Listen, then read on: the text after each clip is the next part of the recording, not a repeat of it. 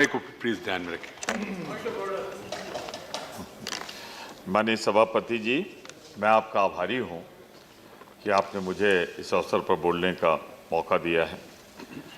मुझे इस समय अपना पहला 1980 में जब इंदिरा जी के आशीर्वाद से मैं पहली बार उत्तर प्रदेश की विधानसभा के लिए निर्वाचित हुआ था, उसके बाद 85, 89, 91, 93, 96, 2002, 2007, 2012 लगातार 9 बार मुझे विधानसभा का सदस्य बने रहने का मौका मिला। मैं आभार व्यक्त करना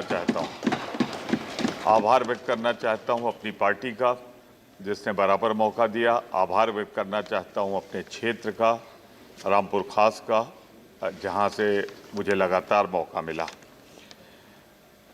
फिर मैं आभार व्यक्त करना चाहता हूं आदरणीय सोनिया जी का, राहुल जी का, वो मुझे ले आए यहाँ।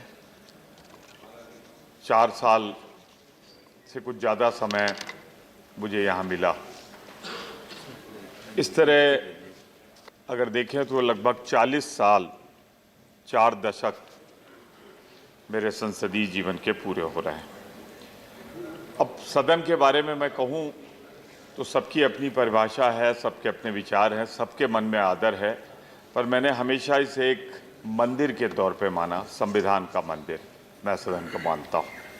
और इसीलिए मुझे खुशी है कि मैंने अपने 40 साल के जीवन में कभी तीखी से तीखी आलोचना की, अपने विचार रखने के लिए शब्दों का सहारा लिया, लेकिन कभी ऐसा अवसर नहीं आया कि मैंने जो कुछ कहा हो उसे वापस लेने के लिए कभी ये अवसर मिला हो।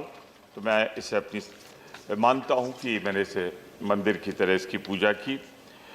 मैं एक बात को एक्नॉलेज करना चाहता हूँ कि इस सदन में एक से एक जीनियस मौजूद है।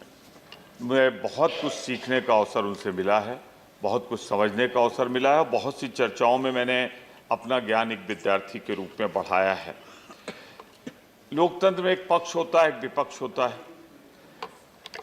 मैं अपने 40 साल के अनुभव से एक दुखी मन से कह रहा हूँ, पहले सरकार में हम लोग भी थे, गंभीर से गंभीर विषय, आरोपों वाले विषय मानता था कि वो ऐसे विषय होंगे जहां हमारे लिए जवाब देना मुश्किल होता था, पर कभी चर्चा से हम सब भागते नहीं थे। चर्चा होती थी, तीखी आलोचनाएं सहते थे, पर अब पता नहीं क्यों कुछ ऐसा वातावरण सा बन जाता है कि अब चर्चा नहीं हो पाती।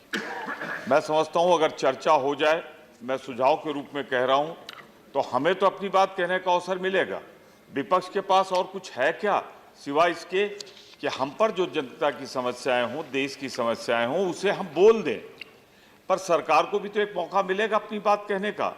लेकिन मैं नहीं जानता क्यों, और पिछले 15-20 दिनों से मेरा ही बैंक स्कैम का एक लगा हुआ है, लेकिन थैंक यू प्रमोद जी। नहीं पा रहा हूं अभी। थैंक यू नहीं सर, बस अभी मैं थैंक यू आपको दूंगा। Thank you. Everybody want to speak please. हाँ, मैं जानता हूं साहब।